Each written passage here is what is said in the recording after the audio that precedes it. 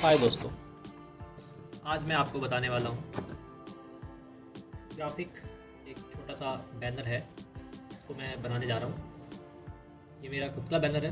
तो दोस्तों, ग्राफिक एक आर्ट है, ठीक है। ये सिर्फ एक सॉफ्टवेयर सीख लेने से कि कोरल की कुछ कमांडें या फोटोशॉप की कुछ कमांडें या फिर इलस्ट्रेटर की कुछ कमांडें सीख लेने से, उसमें थोड़ी बहुत एडिटिंग कर लेने से, इसका उठा के यहाँ पे रख लेने से, उसको उठा के वहाँ पे रख लेने से उसे ग्राफिक नहीं कहते, ठीक है। Graphic is an art.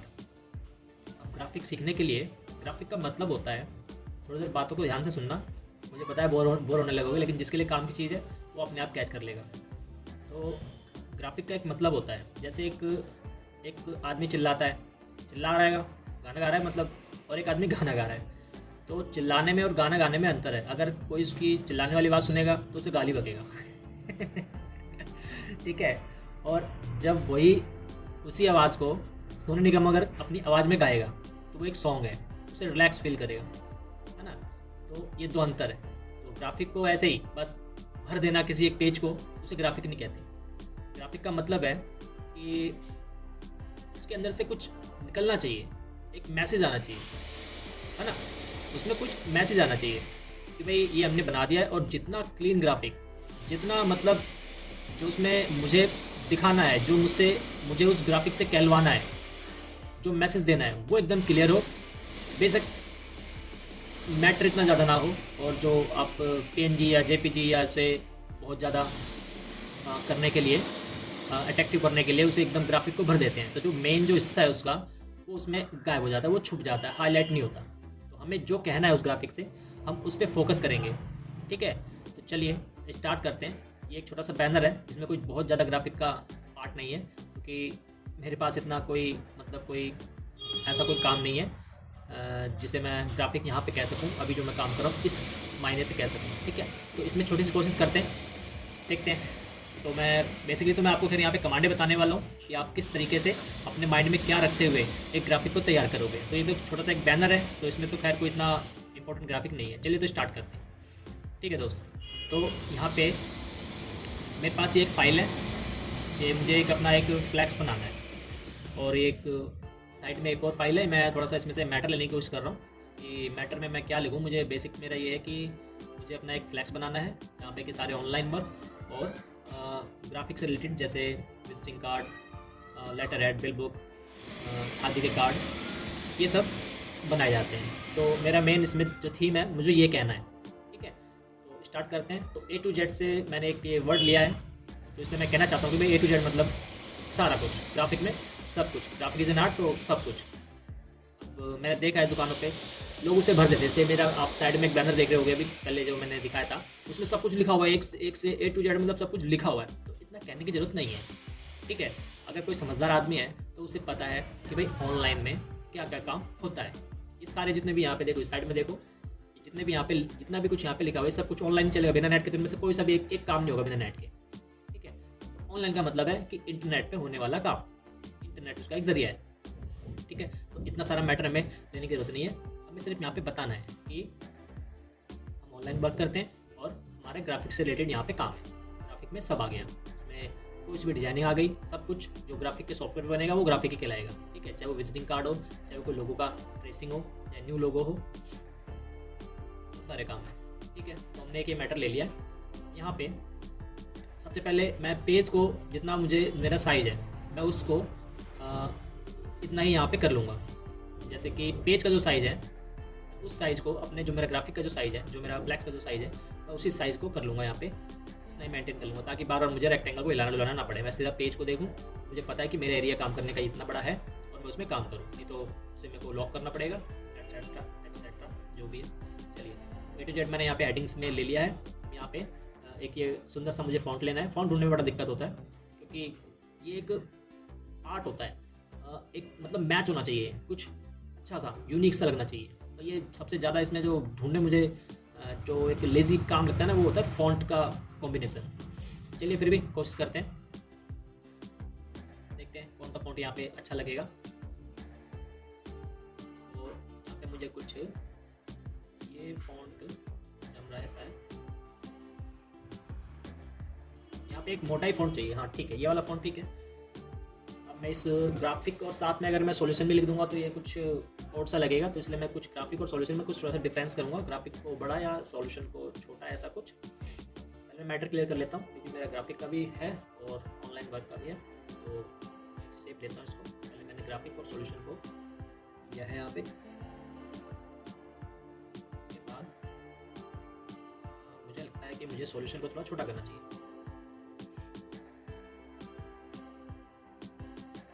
Solution को मुझे थोड़ा सा छोटा करना चाहिए।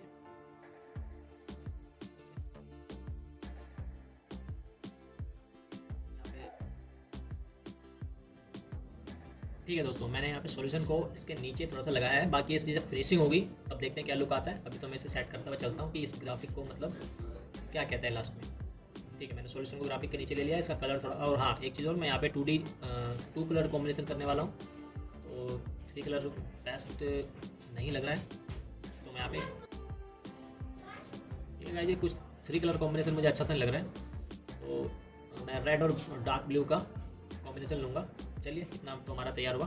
नीचे मैं इस ऑनलाइन वर्क को इसके, क्योंकि दोनों अलग अलग काम है तो एंड भी सही होगा लेना, और इस एंड को थोड़ा सा फॉन्ट अच्छा सा ले लेते हैं यहाँ पे, थोड़ा यूनिक सा।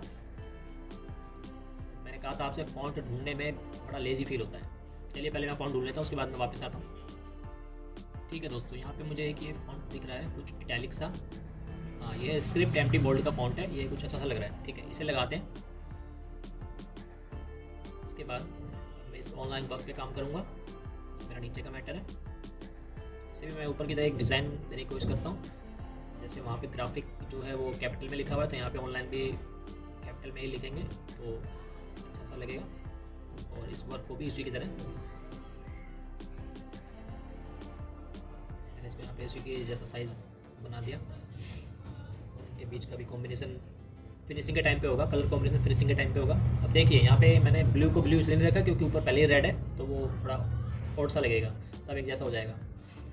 अब ये एक कमांड थी जो कि मैं Alt-E-M करके लेता हूँ कॉपी प्रॉपर्टी करने की। तो मैंने ऊपर सॉल्यूशन की सारी प्रॉपर्टीज़ वर्क के अंदर ला के फिल करनी थी। ये कमांड होती है हमारी Alt-E-M, इसकी शॉर्ट कमांड है, एडिट में जाके होती है कमांड कॉपी प्रॉपर्टी। अब मैं इसको सेम, तो मैं इसकी प्रॉपर्टी जो ऑनलाइन की जो मेरा प्रॉपर्टी इसमें, जैसे फॉन्ट का साइज़, फॉन्ट का स्टाइल, बोल्ड, इटैलिक, कलर, ये सब मैं ग्राफिक वाले से ले लूँगा और एक अलाइनमेंट सेट करूँगा। एक साइड से तो मैंने अलाइनमेंट कर दिया इसको, ग्राफिक मतलब ऑनलाइन को मैंने ग्राफिक से अलाइन कर दिया, लेफ्ट अलाइन। अब मैं इसे राइट अलाइन करूँगा क्योंकि मुझे फॉन्ट थोड़ा सा बड़ा ही रखना है, इसलिए मैं इसे थोड़ा खींच के स्ट्रेच करके इसे सही करूँगा मैं। तो इसको ज़रा एक मैं रूलर बार लगा लेता हूँ ताकि अलाइनमेंट मेरी सही रहे, क्योंकि एक तरफ से आप अलाइन कर सकते हो, दूसरी तरफ से आपको ऐसे ही इसे थोड़ा सा खींच के करना पड़ेगा। तो मैं ये बेसिक कमांड आपको बता चुका हूँ, कैसे जूम इन जूम आउट करते हैं, उसी के तरीके से मैं कर रहा हूँ, और कैसे नोट्स को पकड़ के छोटा बड़ा करते हैं। ठीक है, ये अभी हमारा एक ये कुछ फाइनल स्टेज के आसपास पहुँच चुका है। बाकी इसकी फिनिशिंग हम लास्ट में करेंगे। ठीक है दोस्तों, अब थोड़ा सा और आगे का काम करते हैं। हाँ तो गाइस, मुझे अब ये जो फ्लैक्स है ये डबल साइड बनाना है, जैसे आगे और पीछे दोनों साइड इस पर प्रिंटिंग फ्लैक्स लगेगा। तो जैसे कि मैं आपको बताना भूल गया कि मेरा एक फोटोग्राफी का भी काम है, इसी में आई एम ऑलराउंडर। मजाक कर रहा हूँ दोस्तों, परफेक्ट कभी भी कोई नहीं हो सकता, सबके सब ज़िंदगी भर सीखते ही हैं। ठीक है, तो मुझे इसी के साइज़ का एक और लेना था, तो मैंने इसे खींचा और राइट क्लिक पे ले आके इस रेक्टेंगल को छोड़ा। ठीक है, अब मैं फॉन्ट का कॉम्बिनेशन कुछ इसी प्रकार से रखने वाला हूँ। मैं नाम रखूँगा भारद्वाज फोटो स्टूडियो, और उसमें थोड़ा सा देखते हैं क्या कुछ हो पाता है। इसे ठीक करते हैं। तो ये फ़ॉन्ट पहले मैं कुछ अजीब सा, एक अच्छा सा नहीं लग रहा है फ़ॉन्ट, तो फ़ॉन्ट का कुछ कॉम्बिनेशन लेना पड़ेगा अच्छा सा। अब ये अगर मैं ऐसे करूँगा तो ये तो ऊपर एडिंग तो आ जाएगी, बट ये एरिया बहुत कम हो जाएगा क्योंकि मुझे इसी को हाईलाइट करना है। तो देखते हैं, ये कुछ अच्छा लग रहा है। हाँ, ये वर्टिकली अच्छा लग रहा है, वर्टिकल में ये कुछ से अच्छा लग रहा है क्योंकि मुझे भारद्वाज को हाईलाइट करना है, तो क्योंकि जो शॉप का नेम है वो थोड़ा हाईलाइट होना चाहिए, तो ये बड़े में अच्छा लग रहा है। अब बाकी का मैटर इस पर सेट करते हैं। जैसे मेरा एक ये फोटो स्टूडियो लगाना है मुझे पीछे, तो मैंने कुछ ये पिक्चर्स ले लिए, पिक्चर को एडजस्ट करते हैं ऊपर। तो आई थिंक चलिए पहले फिनिशिंग करते हैं, उसके बाद देखते हैं। मैं कुछ और पिक्चर ले लेता हूँ। यहाँ पे फोटो स्टूडियो हो गया, बट नीचे जगह यहाँ पे खाली लग रही है, तो इस जगह को भी भरना होगा। तो इसके लिए देखते हैं क्या कुछ हो सकता है। तो मैंने 2 फोटो और ले लिए क्योंकि मुझे नीचे कुछ स्पेस खाली सा लग रहा था। तो इसे यहाँ पे एडजस्ट करते हैं। फ़ॉन्ट एक यूनिक सा लेते हैं, क्योंकि आगे वाले पार्ट में और इस पीछे वाले पार्ट में दोनों फ़ॉन्ट अगर सेम हो जाएंगे तो फिर कुछ अच्छा सा नहीं लगेगा। तो मैं थोड़ा फ़ॉन्ट जो सबसे लेजी वर्क है, फ़ॉन्ट कॉम्बिनेशन वो देखता हूँ क्या मिलता है मुझे। मुझे ये वाला फ़ॉन्ट मिला है, कैंडल वाला फ़ॉन्ट।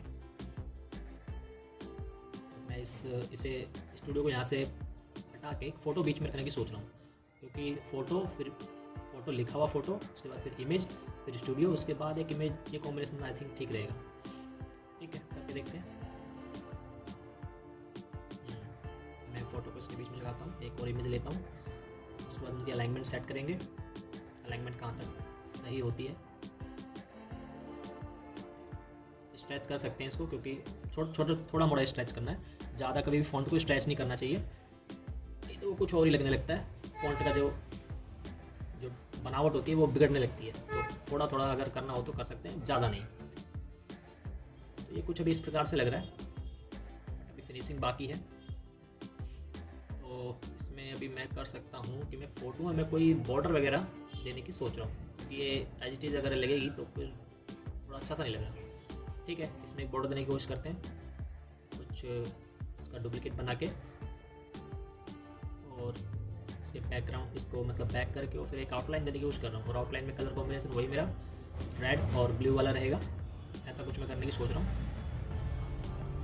अब यहाँ से ये जैसे थोड़ा सा मतलब ऊपर नीचे अगर मैं एरो से करता हूँ तो बहुत ज़्यादा हो जाता है ये ऊपर नीचे, तो इसलिए मैंने उसको वहाँ पे इंच में करके और उसका जो एरिया है वो सेट किया है। ये गलती से सिलेक्ट हो गया, करना होता तो मैं इसको एक बार करके शिफ्ट प्रेस लॉक कर लेता हूँ और मेरे जो पोर्शन है आराम से सेलेक्ट हो जाएगा।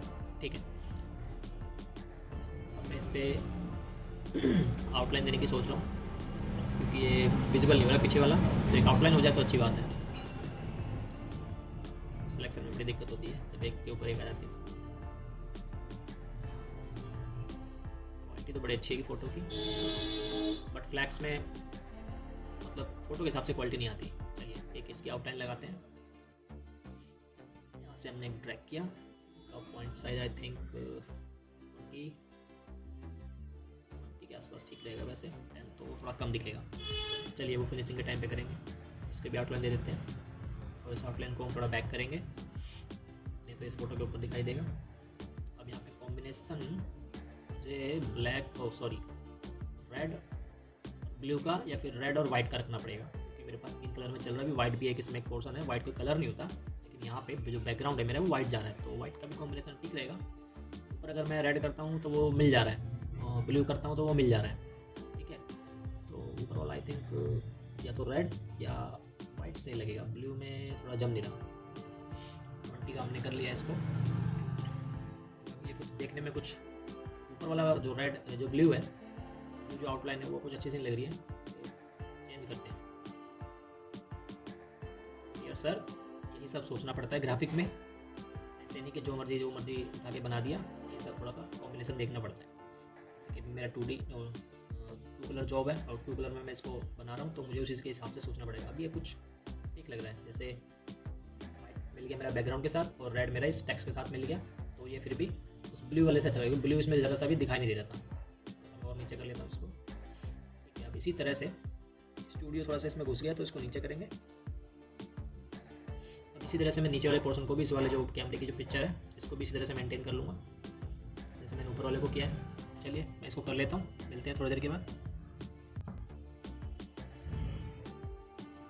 तो मैंने इसे कर लिया। अब मैं इसे ज़रा लास्ट टच देने वाला हूँ।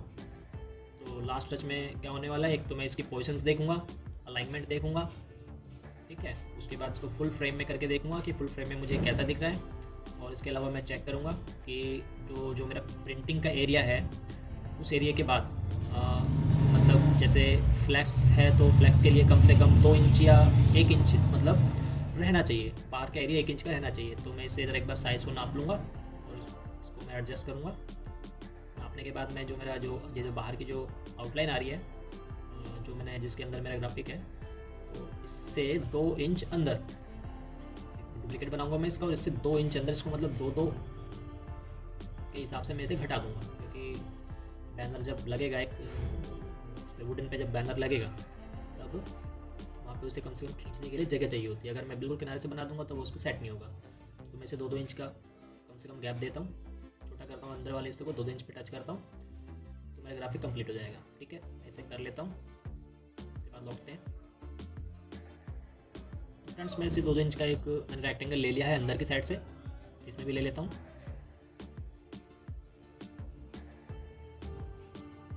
मैंने 1-1 इंच का लिया आई थिंक। ठीक है, पहले 1-1 इंच पे सेट करके देखते हैं इसको। 1 इंच भी बहुत है।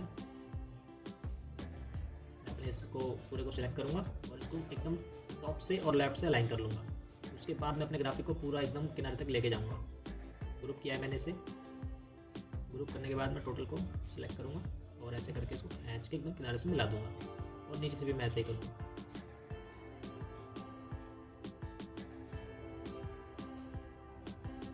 वो थोड़ा सा बाहर जा रहा है, इसको एडजस्ट कर लेंगे हम, इतना वैसे चल जाएगा। हाँ, मैंने 2-2 का गैप लिया, 2-2 का गैप लेके इसे। ठीक है दोस्तों, मैंने यहाँ पे थोड़ी सेटिंग्स कर लेंगी। अब यहाँ पे जो मैंने कहा था कि लास्ट टाइम पे बनने के बाद फिर फिनिशिंग होती है, तो फिनिशिंग में मैं इसको एडजस्ट करूँगा। यहाँ पे मुझे ए के बीच में, सॉल्यूशन के बीच में और ऑनलाइन के बीच में थोड़ा सा गैप दिख रहा है, मैं इस गैप को बनने की कोशिश करता हूँ क्योंकि ग्राफिक के बीच में ज़्यादा गैप हो जाएगा तो अच्छा सा नहीं लगेगा। मैं इसे, जैसे मैंने कहा था कि मैं 2-2 इंच का गैप लेके चलूँगा, तो 2-2 इंच पे अब मैंने इसको कर लिया है। अब मैं इसे उसी तरीके से स्ट्रेच करूँगा, बढ़ाऊँगा 2 इंच छोड़ के अपने प्रिंट एरिया के बाद, मतलब अपने प्रिंट को मैं अंदर रखूँगा। बाहर से मैं 2-2 इंच का गैप छोड़ा है मैंने। ठीक है, जूम करके मैं इसको एकदम सेट कर लूँगा, बॉटम से, लेफ्ट से, राइट से। अब जहाँ तक है ये मुझे कुछ अब ठीक लगने लगा है, और जब बना लेंगे ग्राफिक तो उसको आउटलाइन उसको एकदम हटा देंगे। अब ये बन गया जहाँ तक है। अब ये कुछ ठीक है गाइस, तो मिलते हैं अगली वीडियो में। थोड़ा चैनल को लाइक और सब्सक्राइब करें, शेयर भी करें, और मैं मिलूँगा अगली वीडियो में अगले पार्ट में कुछ और टॉपिक के साथ। और ट्यूटोरियल अभी जो सेकंड है, ये तो मैंने अभी एक ग्राफिक बताया था आपको कि कैसे बनेगा, कैसे क्या मतलब काम कैसे होता है, बट मैं जो कमांडें हैं, जो टूल्स हैं, उनके बारे में मैंने एक पार्ट डाला है अभी, तो मैं दूसरा पार्ट लेके आऊँगा। थोड़ा टाइम लगता है उसको बनाने में, क्योंकि आधे घंटे की क्लास तैयार करने में मुझे कम से कम 2.5 से 3 घंटे लगते हैं, तो वो काम भी करता हूँ साथ में, तो उसमें दिक्कत होती है इतना टाइम निकालने के लिए। तो वो एक पार्ट में नहीं, 2 पार्ट में नहीं, कम से कम 3 बार मुझे काम करना पड़ता है, तो इसलिए लेट होता है। ठीक है, मिलते हैं अगले वीडियो में। Thank you.